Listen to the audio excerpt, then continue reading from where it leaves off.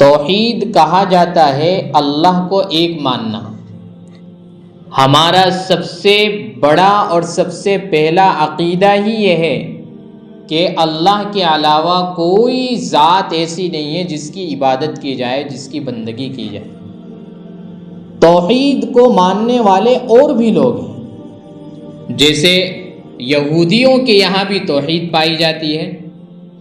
عیسائیوں کے یہاں بھی توحید پائی جاتی ہے، اور ہندوؤں کے یہاں بھی توحید پائی جاتی ہے۔ ہر ایک مذہب والا یہ مانتا ہے کہ ہاں بھائی کوئی تو ہے، ایک طاقت، ایک شمتا جو اس پوری کائنات کے نظام کو چلا رہی ہے۔ ہر ایک مانتا ہے، چاہے اس کو یہودیوں کے یہاں کچھ کہا جائے، عیسائیوں کے یہاں کچھ کہا جائے، ہندوؤں کے یہاں ایشور پرمیشور کے نام سے یاد کیا جائے، پکارا جائے، مانتا ہر ایک ہے کہ اس کائنات کا نظام اور سسٹم کوئی چلانے والا ہے۔ گویا توحید کو ماننے والے لوگ ہیں وہ۔ لیکن گاڑی کہاں اٹکتی ہے، مسئلہ کہاں اٹکتا ہے؟ مسئلہ یہاں اٹکتا ہے کہ یہودی اور عیسائی توحید کو تو مانتے ہیں لیکن رسالت کو نہیں مانتے۔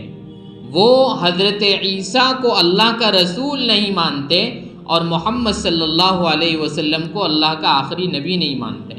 تو جو توحید کو مانے اور رسالت کو نہ مانے، اس کا ایمان مکمل نہیں ہوگا اور اس کی توحید کا بھی اعتبار نہیں کیا جائے گا۔ اب غیر مسلم جن کو ہم ہندو کہتے ہیں، وہ لوگ توحید کو تو مانتے ہیں لیکن توحید کے ساتھ ساتھ وہ شرک کرتے ہیں۔ وہ یہ سمجھتے ہیں، ان کا یہ عقیدہ ہے، ان کی یہ آستھا ہے کہ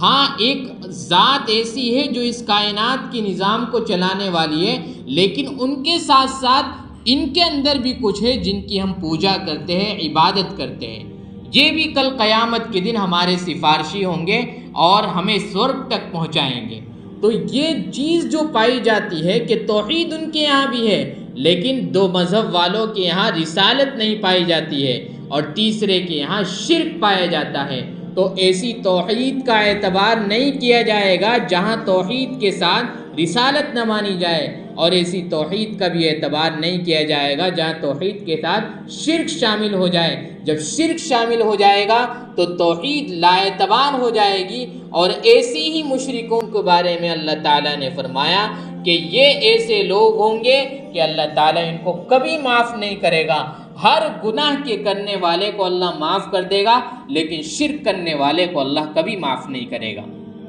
تو اللہ تعالیٰ نے اس آیت کے اندر اسی توحید کی گواہی دی ہے کہ ہمیشہ سے دنیا کے اندر انسانیت کا مذہب یہ رہا ہے کہ وہ ہمیشہ سے یہ سمجھتی رہی ہے کہ کوئی تو ہے جو اس کائنات کے نظام کو چلانے والا ہے۔ جب ایک چھوٹی سی مشین کسی بنانے والے کے بغیر نہیں بن جاتی، کسی چلانے والے کے بغیر نہیں چل سکتی، تو اتنی بڑی کائنات، اتنا بڑا یونیورس اور سولر سسٹم اور نہ جانے کتنے سیارے ہیں،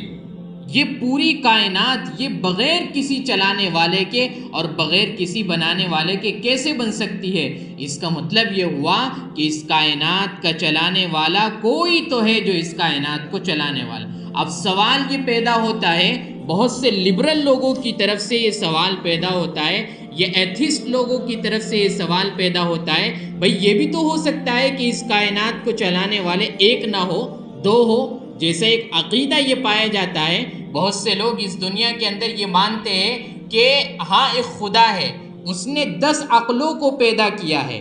10 عقلوں کو پیدا کیا ہے، اور ان کو پیدا کر کے خدا چھٹی پر چلا گیا اور وہی 10 عقلیں پوری کائنات کا نظام چلا رہی ہے۔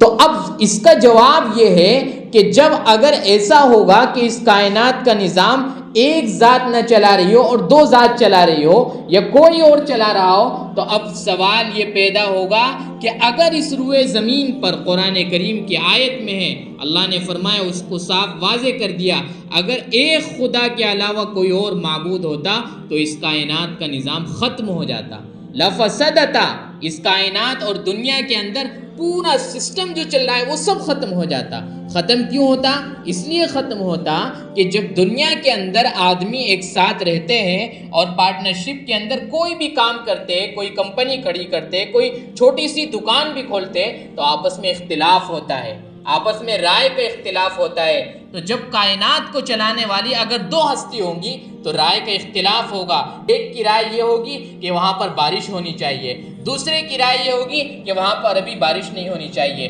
ایک کی رائے یہ ہوگی کہ دن نکلنا چاہیے، دوسرے کی رائے ہوگی کہ دن نہیں نکلنا چاہیے۔ تو یہ اس بات کی دلیل ہے کہ اس کائنات کا نظام بالکل ٹھیک چل رہا ہے، دن اپنے وقت پر نکل رہا ہے، سورج اپنے وقت پر نکل رہا ہے، رات اپنے وقت پر آ رہی ہے، اور گرمی کا موسم اپنے وقت پر آ رہا ہے، سردی کا موسم اپنے وقت پر آ رہا ہے، بارش کا موسم اپنے وقت پر آ رہا ہے۔ اس کا مطلب یہ ہوا، اور یہ ایک دن سے نہیں، ایک سال سے نہیں، 10 سال سے نہیں، ہزاروں ہزار سال سے یہ سسٹم چلا رہا ہے۔ اس کا مطلب یہ ہوا کہ اس کائنات کے نظام کو چلانے والی صرف اور صرف ایک ذات ہے، اور وہ ذات اللہ رب العزت کی ہے۔ اسی اللہ نے قرآن کریم میں گواہی دی ہے کہ ہمارے علاوہ کوئی معبود نہیں،